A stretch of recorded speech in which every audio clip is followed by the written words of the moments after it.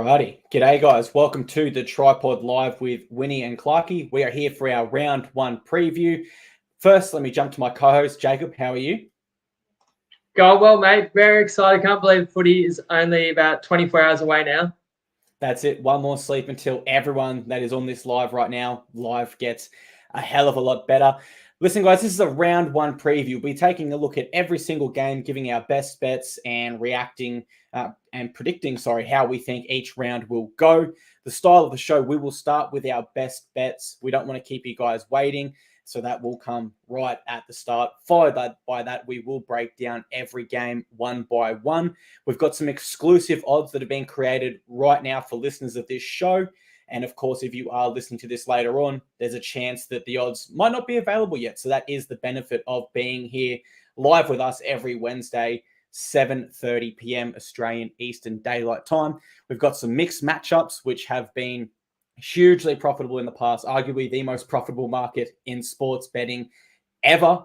With Jacob's wonderful predictions there. And of course, guys, if you do want to hear our general thoughts on each side, then you can go back to last week on Podcast Players and listen to our season preview. We do invite you, as it is a live show, guys, we want to hear your thoughts as we go. You can see Winnie bringing up the comments there as we go. We want to hear from you guys. That's the component of this, the live show. But with that being said, as we promised, guys, we're not going to make you wait for the best bets. So, Jacob, let's go ahead. Let's let the fans know what are the best bets for round one, 2020. Let's just give a shout out. Oh, hopefully Clarkey's still there. I know we had some gremlins in the system last week. If Clarkey, I don't know if Clarkey's going to be there. So, yeah, Clarkey, if you're there, mate, I just want to give a shout out to Lana bringing us the best bets in 2023. Absolutely. I apologize for my webcam freezing there, guys.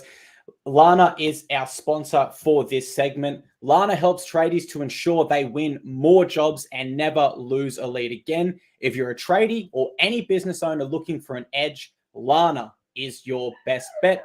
Check out the link in the show description for more info, and our followers get a cheeky 10% off with the code TPLive. With that being said, Jacob, run us into your best bets for round one. Okay, guys, we've got 8 games. We've got 3 best bets. And if you're watching live, you are seeing them first of anybody in the world. And here they are, 3 best bets. First one is Newcastle Knights. I want to take the +6 alt line on Top Sport. It's 5.5 across the board, but sacrificing 9 cents because 6 is a key number. You guys know I like the Knights. I think they're the better team than the Warriors, so getting points. I'm taking the Broncos in the first half. That 6.5 is a first half line. They're 12, 13.5 point underdogs, but I think they can actually hang with Penrith, who I think will start the season slow. And then I just think the Cowboys will be just far too strong and run rampant over the Raiders up in Townsville. Those are my 3 best bets. Toppy is a +6, Knights $1.81. Ladbrokes is the best price for Broncos, +6.5, $1.88. And Dabble, the best price for the North Queensland Cowboys, $1.85, -7.5. And we'll get into our full breakdowns of those games momentarily. Absolutely. Some great best bets there, guys. We're about to jump into our game-by-game preview for round one. But before we do so, let's get a perspective from the bookies, thanks to our partner, Top Sport. G'day everyone, we're back for another year of NRL with the opening game tomorrow night, so pretty excited to have football back on our screens. We've got a cracker to start the season, Parramatta against Melbourne, where the Eels have been absolutely smashed. They've been back from 5.5 into a flat 2. That's been by far and away the biggest move in the pre-season. There's been a few other games that have moved, but they've been more so on the back of players in that maybe weren't expected to be in or vice versa, whereas this has been a pure move on the back of weight of money. So Eels have been very, very well back, 5.5, $2.45 into, close to pick'em, $2.12 the head-to-head as we speak. The other game that's been a big move has been Manly and the Bulldogs, but obviously Tommy Turbo getting picked in that side is very instrumental to that movement. It opened at pick'em, it's out to $1.57 Manly, $2.40 Canterbury, and 4.5 is the line. And then the other game that has seen a sizable move has been the Tigers and the Titans, where this game was pick'em as well when we opened the markets. It's now $1.70 the Tigers, $2.15 the Titans, and 2.5. And finally, on the back of Nico Hines not playing this weekend, we've seen the Rabbitohs shorten up very, very heavily. $1.53 the Rabbits, $2.50 the Sharks, and 4.5. As I said, the biggest movement in terms of weight of money has been Parramatta.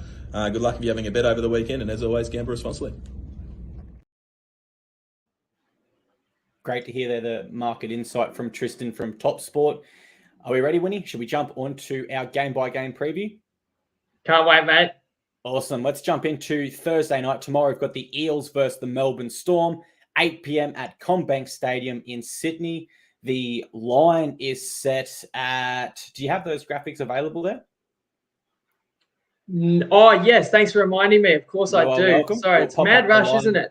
It is. We'll pop up the line graphics for you all now while I go there to it is in the top corner. Perfect. The line is set at 2.5 there. Team changes. Hodgson and Jermaine Hopgood debut for the Eels. The back row for the Eels is Bryce Cartwright and Matt Dury. Jack Murchie lands on the bench there. Of course, Sean Lane, Ryan Madison, and Nathan Brown unavailable. For the Storm, a very new lineup, guys. Probably the biggest thing outside of all these fresh faces is Christian Welch's first game back from an ACL.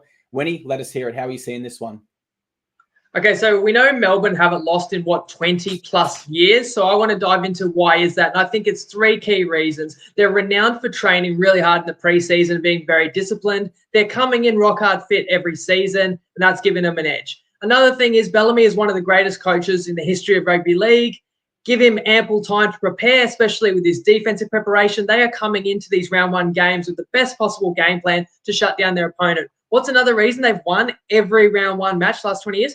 They've generally been really good the last 20 years. So they've pretty much always been better than whoever they've played against, and they've been the favourites. So let's address that point right there. Who is the better team in this game? I'm interested to hear what people think, because go back to 2022, the Eels finished higher on the ladder and made the grand final. You have to say Parramatta was the better team. What about this year? The Storm have shorter odds to win the title, but in my prediction for the 2023 season, I had Para higher than the Storm. And, of course, I was factoring in Pappenhausen is going to boost the Storm mid-season, but he's not here right now. So I have to say Para is the better team. So why aren't I on Para catching points? For me, it's the back row looming large that you touched on when you've lost Isaiah Papali'i, you've lost Niokore, Lane is injured, and then the stupefying move of Madison taking that suspension to save some money and now leaves their back row, notwithstanding that Hopgood could be one of the pickups of the season that you pointed out last week, Clarkey. It's still a thin back row where I feel that used to be Parramatta's strength.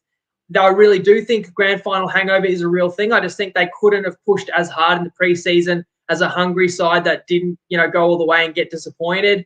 I look at both sides are going to have a point to prove. You got both sides have brand new hookers, right?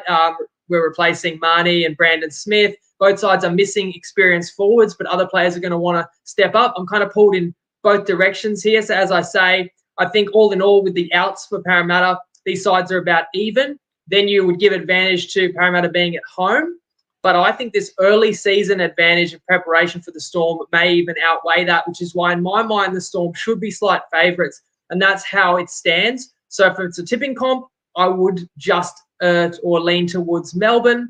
For a bet, I don't have one because I don't think the bookies have got this one far wrong at all. And when you're betting the line, you're risking 10 to win 9. Long term, the bookies have got to be off for you to be in front. I don't think they're that far off the mark, which does mean I think we're going to have a cracking game to open the round. How do you see it? Yeah, this one's a really, really tough one to tip. I love the question you posed as to who is a better side out of these two right now. And for me, I don't have an answer just because there's a lot of question marks over both sides. CommBank, I do agree that is a great advantage for the Parramatta Eels. They are building that into somewhat of a fortress, but I do think their new spine might take a little bit of time to gel. And I say that because Hodgson is a much different hooker to Reed Marnie. They play very different styles. Ultimately, if I have to tip this one, I am going to go with the Melbourne Storm just because they haven't lost a round 1 game since 2001. It's a remarkable record that has stood over 2 decades. And if I do have to make a tip for this one, yeah, I have to back the Melbourne Storm with that knowledge. Next game we've got up, guys, is the Warriors v the Knights. It is Friday, 6 p.m. at Sky Stadium in Wellington. The line is set at 5.5. For the Warriors, all their new recruits are pretty much named, guys. We're talking CNK, TMM, Niokore, Dylan Walker, etc. For the Knights, the big talking point has to be their new spine of KP to 6. You've got Lachlan Miller at fullback, Brayley back with a full preseason, and Jackson Hastings, their new number 7. Really hard one to tip here for me again, Winnie. How are you seeing this one? Yeah, I think the first factor is home ground for the Warriors because once they finally got home and pod followers saw that we were onto this, they were actually awesome at home. They covered the line in every single home game. Whereas once they'd been relocated back to New Zealand, you got to remember that was after over 2 years kind of stranded. They didn't really care too much about the games back in Australia. They lost every game in Australia by double digits in the second half of the season. So clearly that home ground advantage is real and it is massive. Now, you mentioned there, this is not Mount Smart, but it should still be emotional opening the season on home soil. So that would make you think maybe there's value in the Warriors because maybe the markets just can't quite catch up to how much better they do play in New Zealand. But if you listen to our preseason pod, and that's something we should say, we did a preseason preview a week ago. So we're not going to give you like general thoughts on all 17 teams. We've already done that. So the conversation tonight is very much round one matchup specific. But of course, if you did listen to the preseason preview, you saw my tips. You're not going to be surprised to know that I like the Knights and I think they could be under the radar. When I looked at this matchup up and down, I really felt like there was no big edge to New Zealand. I felt you could say the forward battle's pretty even. You could say the outside backs are pretty even. I actually favour the Newcastle unit. But for me, the spine, I think, is a significant edge to the Knights and makes them the better team in this one. Now, you can say it's new faces, which you touched on there for the Knights, but equally, there's two new recruits in the Warriors spine as well. So what I said at the top, I've got the better team catching 5.5 points. And in fact, I'm sacrificing that 9 cents on toppy and getting a flat +6 with Newcastle. And I know that a bunch of pod followers probably predicted that might be a best bet. And to that, I say that's awesome because we don't just come here with the black box or say, follow our tips blindly. We try and share the reasoning behind it. So if people can sometimes predict who I'm going to be on, that's awesome because it really means you're picking up the way I'm thinking at least. And you're learning as we go. So that's my reasons for being on Newcastle for the first best bet of our 2023 season. Certainly. When we talked the Knights, you did come out with that bold prediction / quote on my page today that you think they could push for the finals. So it does make sense that they do get their season off to a running start. I agree that the New Zealand home advantage here is a genuine factor. I look at the All-Stars game, for an example, how the Warriors fans turned up last year. And I do think it'll be an emotional start for their season back at home in front of their home faithful. In saying that, and I don't like to say this, the Warriors are a team, I'm sure their fans would agree with me here, that they can disappoint and lose very winnable games. My mind goes back to last year, the last game they played of NRL against the Titans, where they blew a massive lead in New Zealand. And so I am going to tip the Warriors but I don't have too much confidence behind that tip as very, very well at all there. We're going to pause at this stage, guys, before we continue on to the Panthers and Broncos game and announce a new sponsor we've got on board. Better has decided to join the show. We are absolutely stoked to have them on board. Just like the Dolphins, they are the new kids on the block, but they're making some serious waves, guys. They are already sponsors of the Fox League NRL Lab, and in the coming weeks, we'll include some insights from the lab into this show, as well as a custom same-game multi cooked up by Winny himself, and that will be for all followers of our show.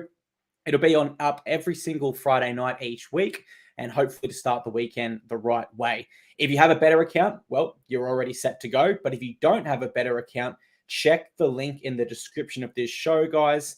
Sign up via that link, and make sure you DM the TryPod page. DM Winnie once you've done so. And we want to say thank you to Better. Thank you very much for believing in us and coming on board and sponsoring our show. We move on to the Panthers v Broncos.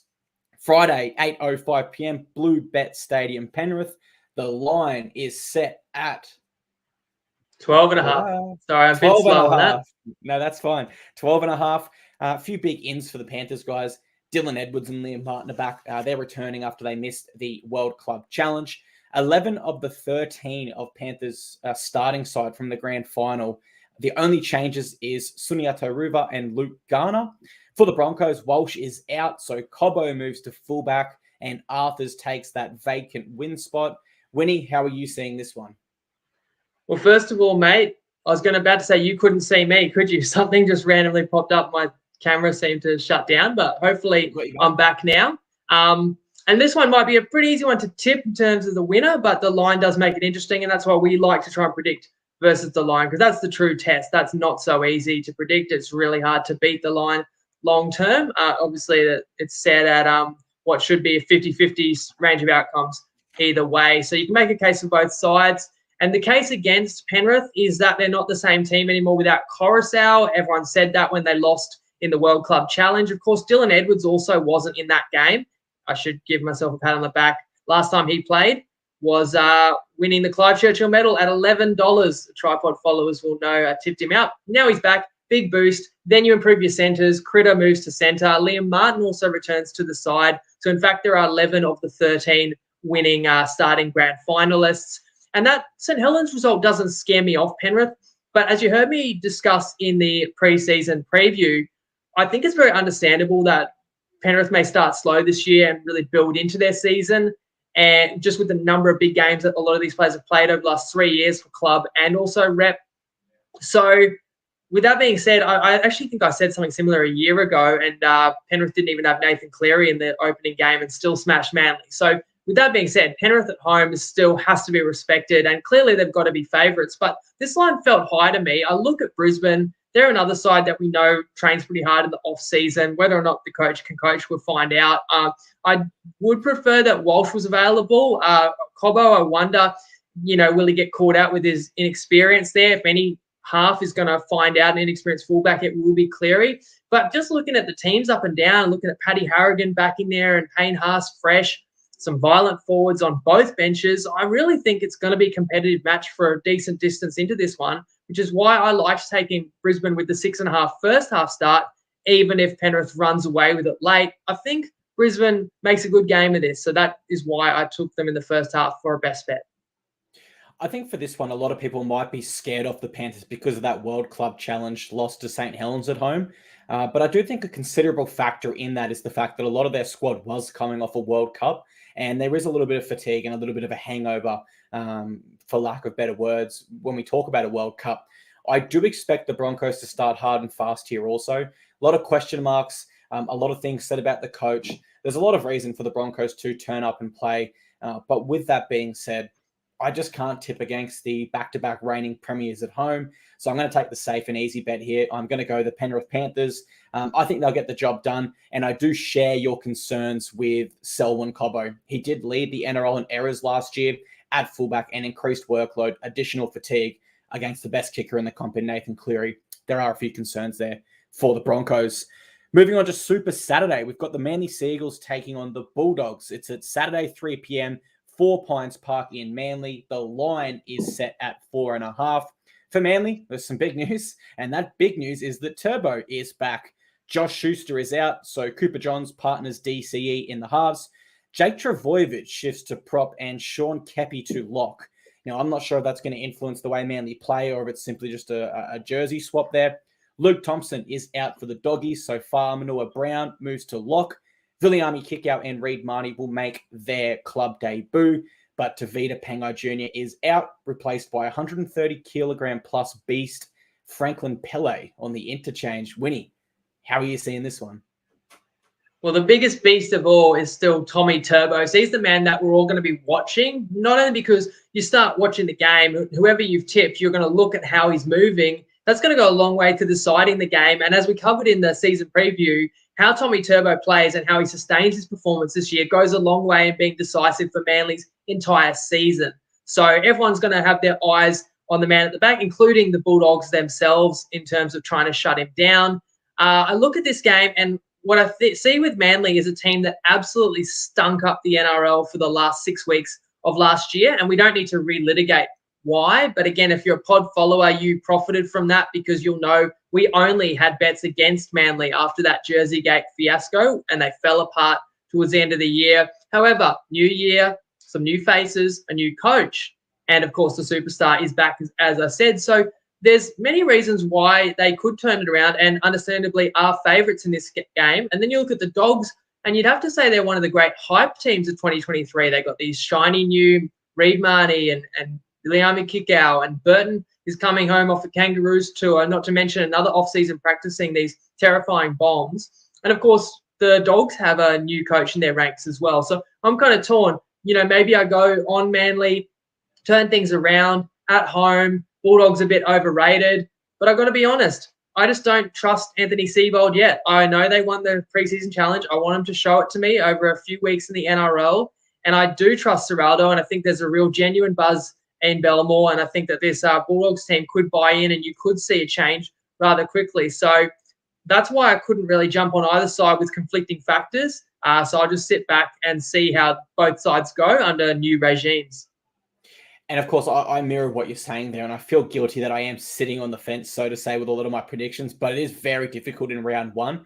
I am going to factor in the preseason challenge form a little bit, and I'm going to factor in that Cooper Johns, I was really impressed with him in the preseason challenge. He does replace Josh Schuster, and I do think he'll be able to not only leave a mark, but also play quite well. In the back of his head, he has to know Schuster's coming back, and he's going to want to lock down at minimum that 14 jersey. So I think we can expect a fair bit out of Cooper Johns in the round one opener there. I've got to be honest, I do see Manly slipping away this year with their forward pack if they are to get some injuries. But full strength, I think that's a good enough forward pack to go with the Bulldogs. Brookvale Oval, now 4 Pines Park. I think it's a big advantage. I will tip the Sea Eagles, but again, not with too much great confidence. Next game of Super Saturday is at 5:30 p.m. It's at Queensland Country Bank Stadium in Townsville. The line is set at 8.5. Only change for the Cowboys, guys, is that Cohen Hess moves to back row, replacing Thomas Gilbert. That's the only change since their prelim loss to the Eels last year. James Tarmo, a favourite son of the club, is back. For the Raiders, 2 big changes. Seb Chris shifts to fullback to replace the injured Xavier Savage, which brings Harley Smith-Shields into the centres.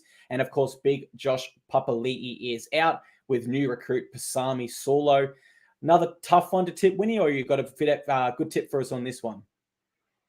I think this is one of the more straightforward tips, like Cowboys head-to-head for sure, and I went the best bet -7.5 with the Cowboys. Again, -7.5, $1.85, and some people have messaged already and said it's gone up 3 cents on Dabble. It's $1.88 currently, whereas you're seeing on the screen -8.5. So that's the thing with, markets are always moving, but also the line is not always exactly the same on every bookie. And that's why we encourage you to have a few at your disposal, because if the line is different in multiple places, that can only be in your favor. And over the course of a season, the difference between a -7.5 versus a -8.5 could be the difference between winning and losing if the favorite does win by exactly 8 points. Certainly possible. I think the Cowboys should do it reasonably comfortably. But I want to talk about how I saw this game, because a year ago, the Raiders went up to North Queensland. I think it was around 2 or 3, and the Raiders were 3.5 point favourites. Now they're 8.5 point underdogs. Now, the Raiders came 8th last year. It's not like they've fallen away in 12 months. So really, we've got a 12-point handicap adjustment because of how much better the Cowboys are than we all thought they were at the beginning of 2022. So that is one issue if you back the Cowboys, something that they had in their favour a year ago they don't have now. They're not going to ambush anybody. So now everybody knows if you go up to Townsville, you had better be prepared to fight tooth and nail for 80 minutes, or you will be overwhelmed by the intensity of Peyton's men. And when I look at the Cowboys, the foundation of their success was purely just the buy-in and the hard work, and the fact that they were just too strong, and especially at home, playing in the conditions, which I think is amplified at the beginning of the season. I'm talking about heat, but also the combination of heat and humidity. And I'm not a big believer in the Raiders either. In our season preview, I had them, I think, about 11th. You got Sebastian Chris at fullback. I'm not sure how he's going to go there. So I look at this Cowboys side, I think generally more mobile forward pack, and I really think they will run over the top of the Raiders. And I don't like to lay in large number of points in the opening round of the season where there's uncertainty, but I'm reasonably confident to play the Cowboys -7.5. So that made it my 3rd best bet. I've got a mixed matchup that ties into this game too, but I'd like to hear how you see this one, Clarkey. Yeah, I think you might have seen my notes, because we're seeing this one pretty much identical. A lot of the points you raised, I raised as well. The Saturday afternoon game at 4:30 p.m. in Queensland suits the Cowboys massively. They've done a pre-season in this heat. Not that it hasn't been hot here in Canberra, but certainly Townsville heat is something different. The Cowboys look focused again this year. They've got the confidence from last year. Not too many changes with their side. In fact, only one to their starting lineup from their last game. I really like the Cowboys in this one. If my memory serves me correct, they did lose round 1 last year to the Bulldogs at home. Or maybe it was the year before. No, you're right. It was last year in the monsoon. Isn't it funny how they turned their season around after that and we all wrote them off? Absolutely. And I think that they will learn from that boil over. And I can definitely see them getting the job done here by the Raiders quite comfortably. I'd take that 8.5 line. I think we'll see the Cowboys win this one convincingly. And I think we'll see them stack on a lot of points late in the second half because it's something they did religiously last year. Super Saturday. Mate, here's another way that people can bet that. As I said, we're going to have the mixed matchup every week. And now I have discussed the 2 games that tie into it. So why don't I present that bet? So on Top Sport, again, you can simply bet for the Knights to score more points this weekend than the Raiders. So I give the Knights a real chance of winning in New Zealand and certainly matching it with the Kiwis. Whereas, as we both agree, we think the Cowboys should win pretty comfortably over the Raiders. And we know how stout their defense is, and we know their fitness levels and their discipline, that they did not leak a lot of late, cheap tries last year, the Cowboys, either. And that's a mentality thing. So I'm looking at the Cowboys restricting the Raiders 3 tries max, but maybe even under that. Whereas I think that the Knights can get us 3 tries, maybe more. And we're getting $2.20 for Newcastle to have more points than the Raiders. We do lose in the event of a tie. But if you want to jump on that market, it is available on TopSport. You can have up to 200 on that. And again, if you don't have Toppy yet, use our show code TP Live. Where are we up to? I think we're moving to the nightcap on Saturday night, Clarkey. Absolutely. I must say, before we move on, I do love that bet. The Cowboys are a defensive steel team. I don't think they'll give the Raiders much. The last game of Super Saturday is at 7:35 p.m. PointsBet Stadium in Cronulla. The line is set at 4.5. Big news here for the Sharkies. Nico Hines is out, replaced by Braden Trindle. Oregon Karfusi will make his club debut. For the Rabbitohs, a pretty settled lineup. Tane Milne still suspended, so rookie Isaac Thompson comes in.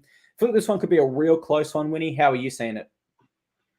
Yeah, much the same. I'll nitpick with you. You've said the line for each of the games. You haven't necessarily said who the favourite is. Now, in most of these games, it's probably pretty obvious. But in this case, yeah, the South Sydney Rabbitohs, who are the away team, are the 4.5-point favourite. Again, if people are watching, they can see that on the graphic, but that's for the benefit of people who are listening because we make this available in as many platforms as we can for you guys to enjoy consuming it, hopefully. And I appreciate the people that have been jumping in and sharing their thoughts as well. Now, 2 teams that played each other in the Sharkies' final game of the season, at least. The Rabbitohs ended Cronulla's season. Well, in fact, I would argue Cronulla's season ended when they came up short in that 90-minute war against the Cowboys because they never really recovered.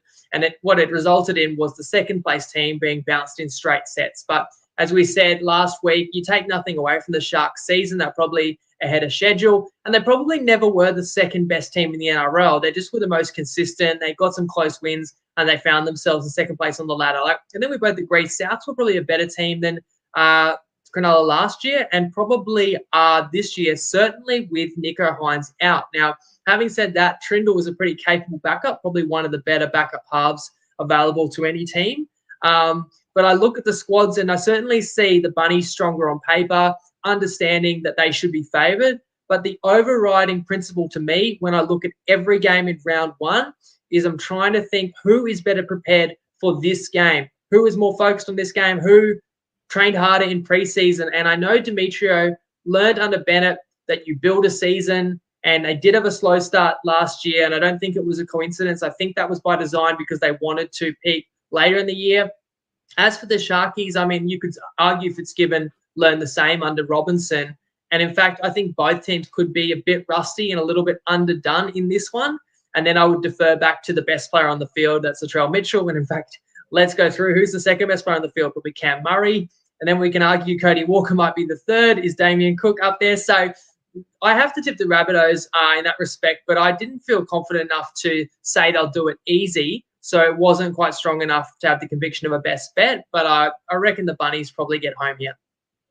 This is an interesting one because if Nico Hines was here, I would tip the Sharks without really too much fuss. I'd take the Sharks to get the job done with Nico at home. But the fact the reigning Dally M medalist is out makes me lean more towards the Rabbitohs. So I understand the Sharks are a really great defensive side that are going to stick in there for the full 80 minutes. But you look at the X factor throughout this Rabbitohs lineup, and you just think with Latrell Mitchell fit after the preseason he's had, If they're able to minimize their errors and sort of build consistent pressure against the Sharks, I do think they will have enough X factor to break through. But the Rabbitohs were known last year to have a few errors in their game. And if that does occur, it certainly brings the Sharkies back into this game. I am going to tip that they are able to build pressure, maximize their X factor, and I'll tip the Rabbitohs to get this one done. Sunday, Arvo footy. The Dolphins, their first ever NRL game is against the Roosters at 4:05 p.m. It's at Suncorp Stadium in Brisbane. The line is set at 18.5 with the Roosters as the favourite. Huge changes for the Dolphins this round. They've got an entire new 17. I'm only joking, guys. The only big Dolphins news is Isaiah Katoa has beat Anthony Milford to the number 6 jersey, and that is huge. Another one, Kurt Donahue, a Panthers jersey flag premiership winning centre. Wayne Bennett has gone ahead and real smoky there, really, selecting him. For the Roosters, they'll be without Jared Warrior-Hargraves and Joseph Manu. Winnie, how are you seeing this one? Well, this is probably the most interesting one to talk about, but it's the team that we know the least about. So there's definitely a wait-and-see element with the Dolphins. I think we all agree they're going to struggle. No one's going to tell you any different. The Dolphins will struggle this year, but how much? That's going to be the interesting factor. Now, I think they catch the Roosters at a decent time. Like, it's never going to be an easy day out at the office playing the Sydney Roosters. But again, I just talked about notorious slow starters. I'd put the Roosters in that category as well. Although I already said in our season preview that I feel the Roosters may be a little bit more wary of not letting the rest of the competition get as far ahead of them this year. So I just kind of get the feeling that the Roosters will control this game and cruise, but may not necessarily come out gangbusters and may not necessarily blitz the Dolphins. Of course, there's no Joey Manu, Warrior-Hargraves or Crichton, as you discussed, but it's still a really strong 13. How they're all under the cap, I don't know. But I'm looking at a guy like Swali'i, who was just ridiculous. Like, you go back to, I enjoyed our Rugby League World Cup radio so much. It was a cracking World Cup. I know everyone complained in the group stages of blowouts, but if you watch the knockout games in the World Cup, there were some cracking encounters, and Samoa getting all the way to the final. A lot of it was on the back of the play of that young man, Swali'i. He's only going to be bigger and stronger this year and gets to play centre, so I cannot wait to watch him work. The Roosters just aren't going to lose this game, I don't think. I can't envision it happening when, even if it gets close for comfort, it's like, the likes of Teddy and Brandon Smith on debut and Radley, these are players that change the game and that take it by the scruff of the neck and that seize the moment when they need to. So I think the Roosters will win kind of maybe without getting out of third gear, but whether or not they're going to, exceed the line could just come down to their approach. But what I will say about the Dolphins is I think that you've got an excited crowd that's going to have a lot of energy. I even think the referees aren't going to, penalize the hell out of them. I think the younger players are really eager to cement their spots. You talk about the young fella that's been handed a surprise debut and Katoa getting that start. And he was impressive in the World Cup for Tonga. And these older players that are experienced, in fact, you look at the Dolphins forward pack, everyone in the forward pack has played Origin or played for the Kiwis. And these guys are going to want to set standards as well and set an example for the younger players. So I feel like even though they might not win, they will fight to the end. And you got guys like, there's been a bit of talk that the Dolphins didn't sign any stars. Maybe Hamiso Tabuai-Fidow is the star signing they didn't know they had all along. So there could just be enough there for the Dolphins to make this one interesting. Again, this is why it's much more interesting to discuss the line rather than just who's going to win, because anyone can tell you that. And I think you said 18.5, but I've seen that line creeping down more towards 17.5 currently. Love to hear, which direction people are thinking in this one. What about yourself?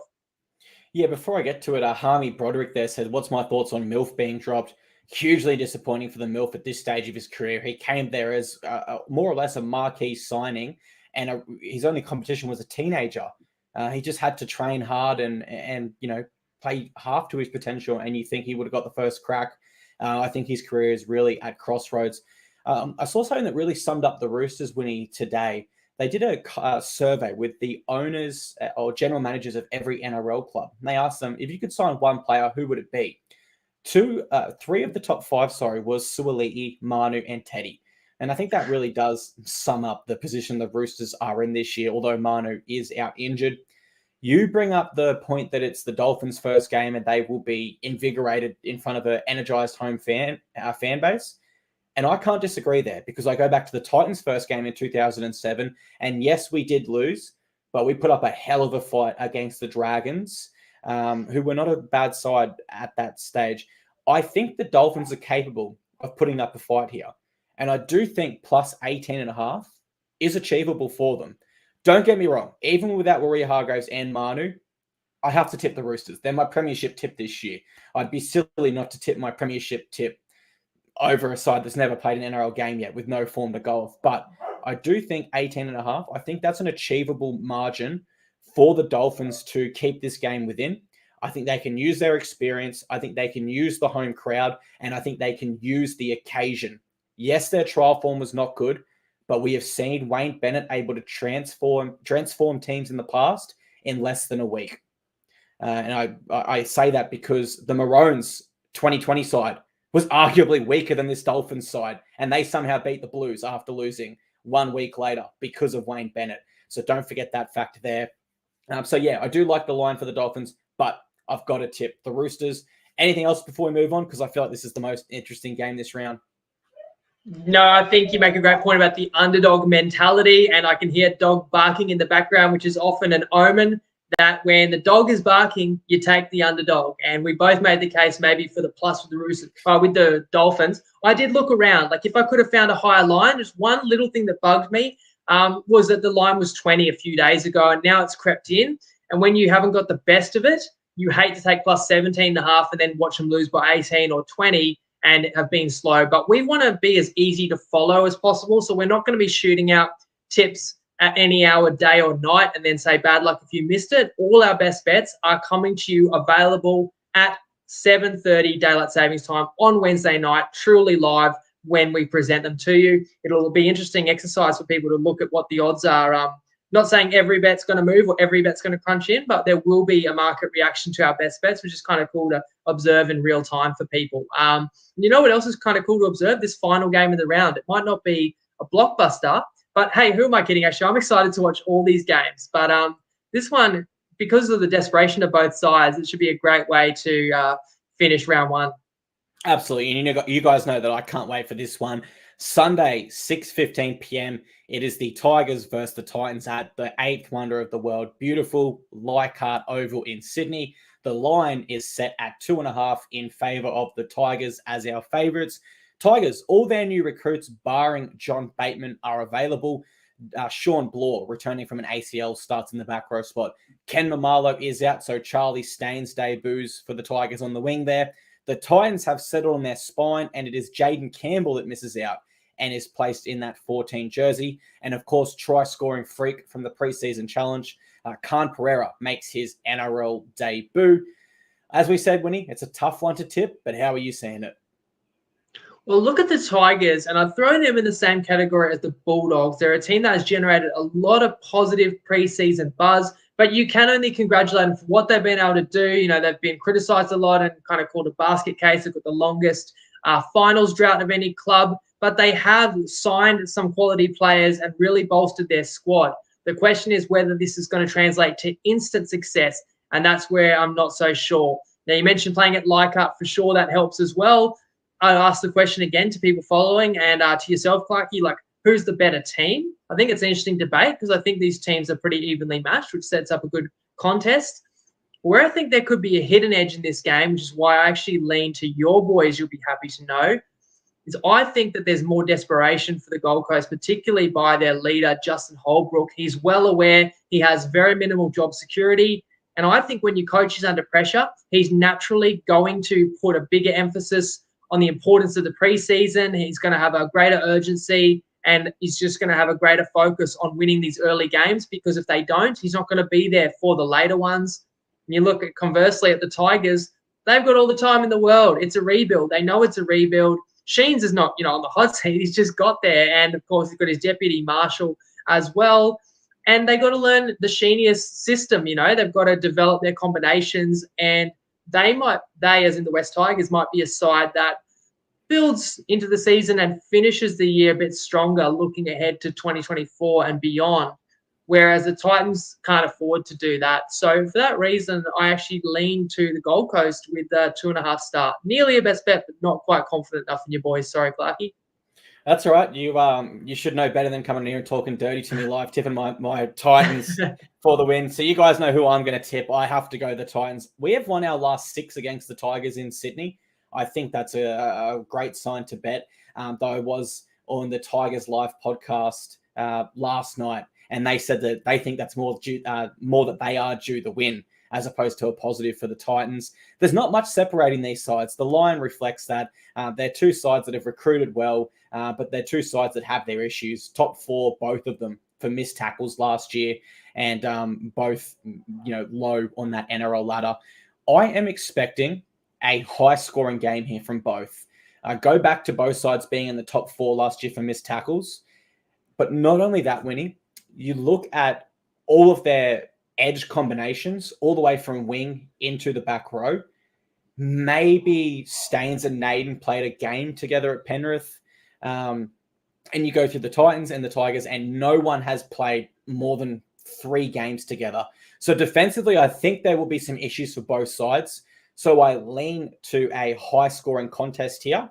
If I was going to build a multi-up for this one, given it is my team, take this one with a grain of salt, guys. I don't have the 9-year tracked winning record like the man to my left does. I would go Titans win. I would take the overs market, and I would take Khan Pereira as an anytime try scorer on his NRL debut.